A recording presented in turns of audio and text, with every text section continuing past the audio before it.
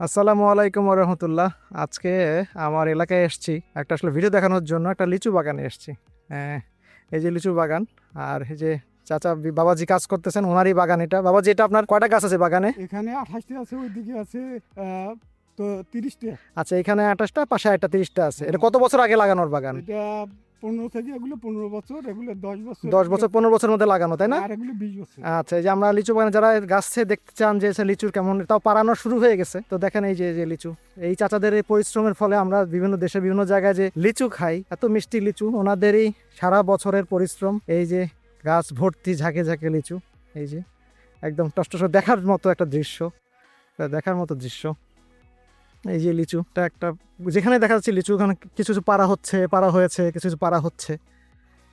এই যে, সো কেউ যদি পারতে চায় এসে পেরে খেতে পারে। অত্যন্ত মিষ্টি, অত্যন্ত মিষ্টি। আসলে দিনাজপুরের লিচুর একটা স্বাদ, একটা গন্ধ আছে। আমরা ঢাকায় যারা কিনি বা রংপুর, দিনাজপুর, সৈয়দপুর এই এলাকা লিচুর এক গন্ধ আছে। কারণ এই গন্ধটা কেন জানি ঢাকায় থাকে না বা নষ্ট হয়ে যায় স্বাদটা। এই জন্য এই দিনাজপুরের লিচুর দামও বেশি এবং স্বাদটাও প্রচণ্ড প্রচণ্ড মিষ্টি। একটা স্মেল আছে লিচুর, একটা স্মেল, যেটা ঢাকায় আমরা পাই না। এই যে থোকা থোকা থোকা থোকা লিচু ধরে আছে। তো এখানে এলাকায় এসেছি, ভাবলাম যে সবাইকে দেখাই আসলে মিষ্টিটা কীভাবে ঝুলে থাকে বা কেমন করে হয়, দেখতে বা কেমন লাগে যখন এরকম আরও যখন গাছটা মানে প্রথম সিজনের প্রথমের দিকে। এখন তো পাড়া হয়ে গেছে, তো গাছটা অনেকটা ফাঁকা হয়ে গেছে। তো যখন সিজনের প্রথমের দিকে থাকে তখন আরও একদম লাল পাতা দেখা যায় না, মনে হয় যে শুধুমাত্র লাল রং ফুলের মতো আছে। তো এই যারা পরিশ্রম করছে, অক্লান্ত পরিশ্রম করছেন, পানি দিচ্ছেন, সেবা যত্ন করছেন, 1 বছর পরিশ্রম করার পর আরেক বছর এবার লিচু হয়।